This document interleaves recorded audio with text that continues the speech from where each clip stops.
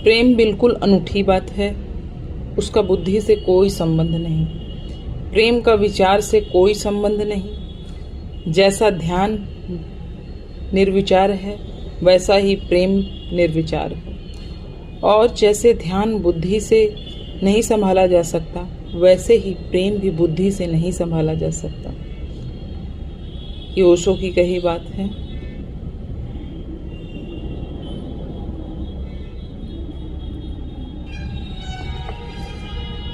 ध्यान और प्रेम करीब करीब एक ही अनुभव के दो नाम हैं। जब किसी दूसरे व्यक्ति के संपर्क में ध्यान घटता है तो हम उसे प्रेम कहते हैं, और जब बिना किसी दूसरे व्यक्ति के अकेले ही प्रेम घट जाता है तो उसे ध्यान कहते हैं। ध्यान और प्रेम एक ही सिक्के के दो पहलू हैं। ध्यान और प्रेम एक ही दरवाजे का नाम है। दो अलग अलग स्थानों से देखा गया।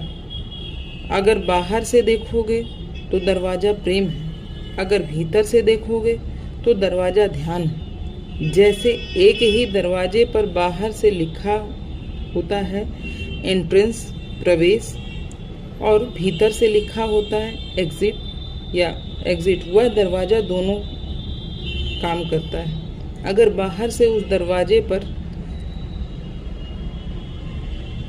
आप पहुँचे तो लिखा है प्रेम, अगर भीतर से उस दरवाजे पर का अनुभव किया तो लिखा है ध्यान।